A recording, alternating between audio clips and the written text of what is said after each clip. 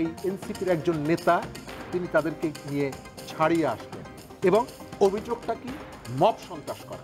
আমি যদি এই কাজটি করি আপনি কি মাননীয় কমিশনার আপনি কি কেউকে পাঠাবেন থানার সাথে একটা নেগোসিয়েশন করে আমাকে ছাড়িয়ে নেওয়ার জন্য?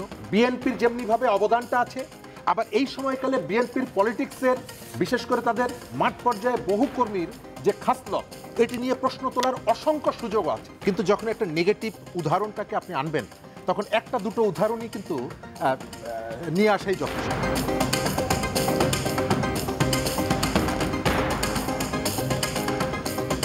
এই যে একটা জিনিস আপনি কিভাবে ব্যাখ্যা করবেন, আপনি জানেন যে এনসিপি এবং বিএনপির মধ্যে কিন্তু একটা দ্বান্দ্বিক সম্পর্ক দেখা যাচ্ছে। এনসিপি বিভিন্ন সময় বিএনপিকে বিভিন্নভাবে কাঠগড়ায় দাঁড় করানোর চেষ্টা করে যে তাদের কথায় নির্বাচন কমিশন চলছে বা তাদের কথা হয়তো আদালত চলছে, সেটা একটা। আবার বিএনপি আবার বলছে যে সরকার নিরপেক্ষতা নিয়ে প্রশ্ন তুলেছে, বিকজ বিএনপি মনে করে যে এনসিপির যারা নেতা বা এর আগে যারা ছাত্রদের নেতা তারা সরকারে আছে।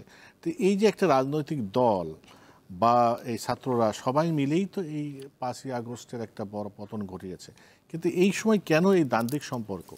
ওয়ালটন বিএলডিসি ফ্যান, খরচ বাঁচে 65% পর্যন্ত। ওয়ালটন বিএলডিসি ফ্যান ছড়ায় স্বস্তির সবুজ হাওয়া। আমি তার আগে একটু বলে রাখি, এনসিপি গঠনটাকে আমি খুব পজিটিভলি দেখি এবং আমি সব জায়গায় বলি।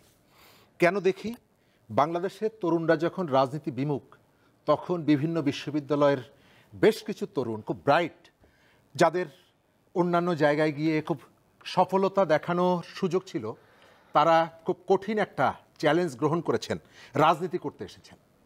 কিন্তু আসার পরে ইতিমধ্যেই তাদের কতগুলো, আমি এ টু জেড সবার কথা বলছি না, কিন্তু যখন একটা নেগেটিভ উদাহরণটাকে আপনি আনবেন তখন একটা দুটো উদাহরণই কিন্তু নিয়ে আসাই যথেষ্ট। গত কয়েকদিন ধরে বা তার আগে বেশ কতগুলো তর্ক বিতর্কের মধ্যে তারা জড়িয়ে গেছে, যে তর্ক বিতর্কগুলো তাদের বিকাশের পথকে আমি আমার অবজারভেশন যে একটা বিরাট প্রশ্নের মুখে ফেলে দিচ্ছে। আমরাও ছাত্র রাজনীতি করেছি। 300 টাকা নিয়ে গাবতলী গিয়ে বাসের যে কন্ডাক্টর বা যিনি টিকিট কাটতেন তার কাছে অনুরোধ করতাম যে রাজশাহী যাব, আপনার ভাড়া তো 300 টাকা, কিন্তু আমার কাছে মাত্র 300 টাকা আছে, আমাকে 50 টাকা কম নেন।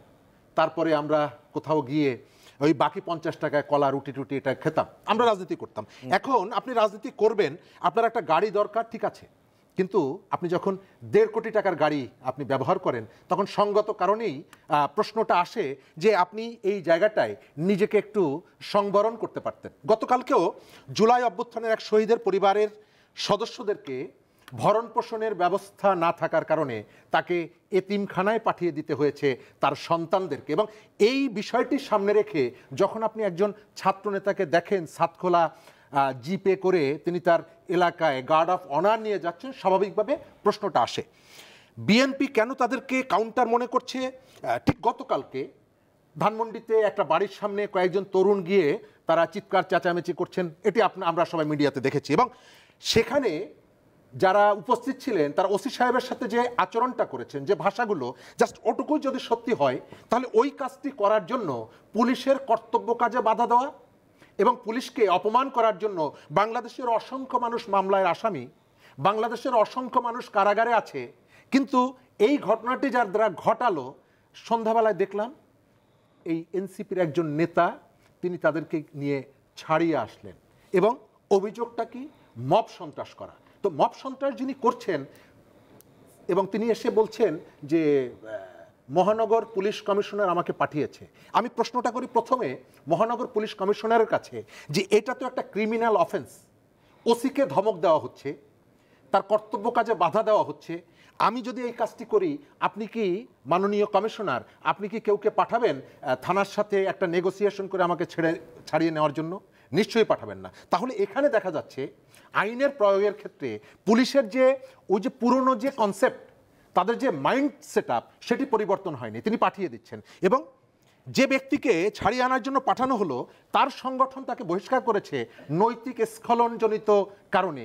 তো সেই ব্যক্তিকে কেন আমি সারোয়ার তুষার, আমি তাকে খুব ভোকাল দেখি, আমি যদি এনসিপি করতাম তাহলে আমি এই প্রশ্নটা আমার দলের মধ্যে তুলতাম যে একজন নেতা তিনি এই কাজটি করে হয়তো সেখানে এই মব সন্ত্রাসের সাথে যারা জড়িত, যারা সেখানে রাতের বেলায় উপস্থিত হয়েছিল এবং একটা অসৎ উদ্দেশ্য নিয়ে হয়তো তাদের কাছে গেলেন, কিন্তু বাংলাদেশের বহু মানুষ এই নতুন একটা রাজনৈতিক দলকে প্রশ্নের মুখোমুখি দাঁড় করিয়ে দিল কেন তিনি এই কাজটি করলেন। বলবেন যে তাকে শোকজ করা হয়েছে, আপনারা এর আগে কিন্তু শোকজ করেছিলেন একজনকে গত অক্টোবর মাসে, যিনি বলেছিলেন যে আন্দোলনে বিজয়ের জন্য আমরা মেট্রো রেলে আগুন দিয়েছি, পুলিশ মেরেছি, তারপরে নভেম্বর মাসের 3 তারিখে 3 দিন সময় দিয়ে তাকে শোকজ করা হয়েছিল।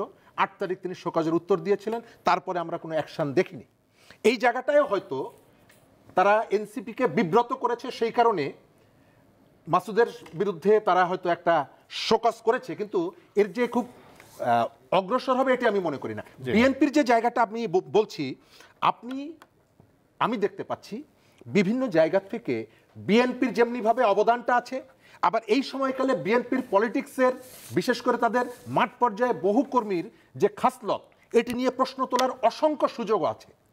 সেই কারণে আমি দেখতে পাচ্ছি এই যে একটা দ্বন্দ্বের মধ্যে সম্ভবত বিএনপি দেখছে যে এনসিপি কতগুলো বাড়তি ফেভার পাচ্ছে রাষ্ট্রের কাছ থেকে, যে ফেভারগুলো আসলে বিএনপির পাওয়ার কথা, এবং দেশের বিভিন্ন জায়গায় তারা এই যে দ্বন্দ্বটা তৈরি হচ্ছে এবং তারা সম্ভবত একটা সন্দেহ করছে যে সরকার সম্ভবত এদেরকে নানা রকমের প্রণোদনার ভিতর থেকে তাদেরকে তৈরি করার চেষ্টা করছে।